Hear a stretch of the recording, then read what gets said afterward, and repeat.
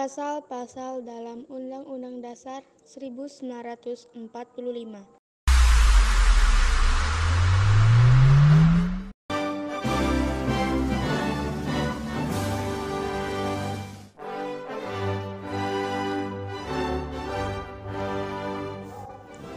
Bab 9. Kekuasaan Kehakiman. Pasal 24 ayat 1.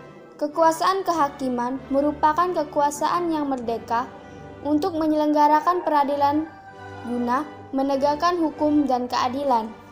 Ayat 2. Kekuasaan kehakiman dilakukan oleh sebuah Mahkamah Agung dan badan peradilan yang berada di bawahnya dalam lingkungan peradilan umum, lingkungan peradilan agama, lingkungan peradilan militer, lingkungan peradilan tata usaha negara, dan oleh sebuah Mahkamah Konstitusi. Ayat 3. Badan-badan lain yang fungsinya berkaitan dengan kekuasaan kehakiman diatur dalam undang-undang. Pasal 24A ayat 1. Mahkamah Agung berwenang mengadili pada tingkat kasasi, menguji peraturan perundang-undangan di bawah undang-undang terhadap undang-undang, dan mempunyai wewenang lainnya yang diberikan oleh undang-undang. Ayat 2. Hakim Agung harus memiliki integritas dan kepribadian yang tidak tercela, adil, profesional, dan berpengalaman di bidang hukum. Ayat 3. Calon Hakim Agung diusulkan Komisi Yudisial kepada Dewan Perwakilan Rakyat untuk mendapatkan persetujuan dan selanjutnya ditetapkan sebagai Hakim Agung oleh Presiden. Ayat 4. Ketua dan Wakil Ketua Mahkamah Agung dipilih oleh Agung. Ayat 4. Ketua dan Wakil Ketua Mahkamah Agung dipilih oleh Hakim Agung. Ayat 5. Susunan kedudukan keanggotaan dan hukum acara Mahkamah Agung serta badan peradilan di bawahnya diatur dengan undang-undang.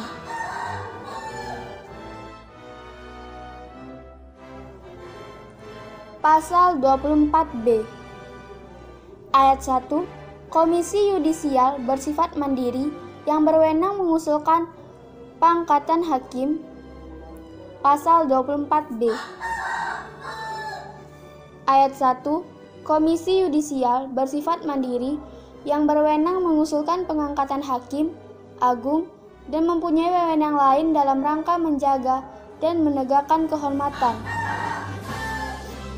keluhuran martabat, serta perilaku hakim. Ayat 2.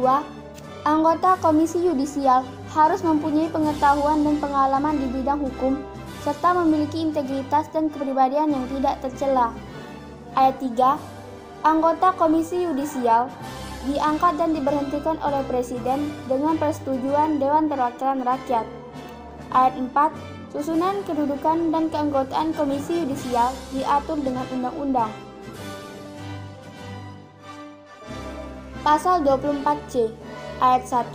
Mahkamah Konstitusi berwenang mengadili pada tingkat pertama dan terakhir yang putusannya bersifat final untuk menguji undang-undang terhadap undang-undang dasar, memutus sengketa kewenangan lembaga negara yang kewenangannya diberikan oleh undang-undang dasar, memutus pembubaran partai politik, dan memutus perselisihan tentang hasil pemilihan umum. Ayat 2. Mahkamah Konstitusi wajib memberikan putusan atas pendapatan Dewan Perwakilan Rakyat mengenai dugaan pelanggaran oleh Presiden atau Wakil Presiden menurut Undang-Undang Dasar. Ayat 3. Mahkamah Konstitusi mempunyai 9 orang anggota Hakim Konstitusi yang ditetapkan oleh Presiden, yang diajukan masing-masing 3 orang oleh Mahkamah Agung, 3 orang oleh Dewan Perwakilan Rakyat, dan 3 orang oleh Presiden. Ayat 4. Ketua dan Wakil Ketua Mahkamah Konstitusi dipilih oleh Hakim Konstitusi. Ayat 5. Hakim Konstitusi harus memiliki integritas dan kepribadian yang tidak tercela, adil, negarawan yang menguasai konstitusi dengan ketatanegaraan, serta tidak merangkap sebagai pejabat negara. Ayat 6. Pengangkatan dan pemberhentian Hakim Konstitusi, hukum acara serta ketentuan lainnya tentang Mahkamah Konstitusi diatur dengan undang-undang. Pasal 25. Syarat-syarat untuk menjadi dan untuk diberhentikan sebagai hakim ditetapkan dengan undang-undang. Bab 9a.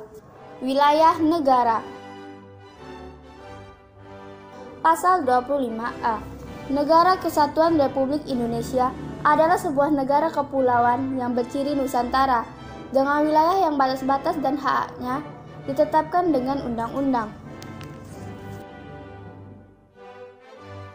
Bab 10. Warga negara dan penduduk. Pasal 26 ayat 1. Yang menjadi warga negara ialah orang-orang bangsa Indonesia asli dan orang-orang bangsa lain yang disahkan dengan undang-undang sebagai warga negara. Ayat 2. Penduduk ialah warga negara Indonesia dan orang asing yang bertempat tinggal di Indonesia. Ayat 3. Hal-hal mengenai warga negara dan penduduk diatur dengan undang-undang. Pasal 27 ayat 1. Segala warga negara bersamaan kedudukannya di dalam hukum dan pemerintahan dan wajib menjunjung hukum dan pemerintahan itu dengan tidak ada kecualinya. Ayat 2. Tiap-tiap warga negara berhak atas pekerjaan dan penghidupan yang layak bagi kemanusiaan. Ayat 3. Setiap warga negara berhak dan wajib ikut serta dalam upaya pembelaan negara.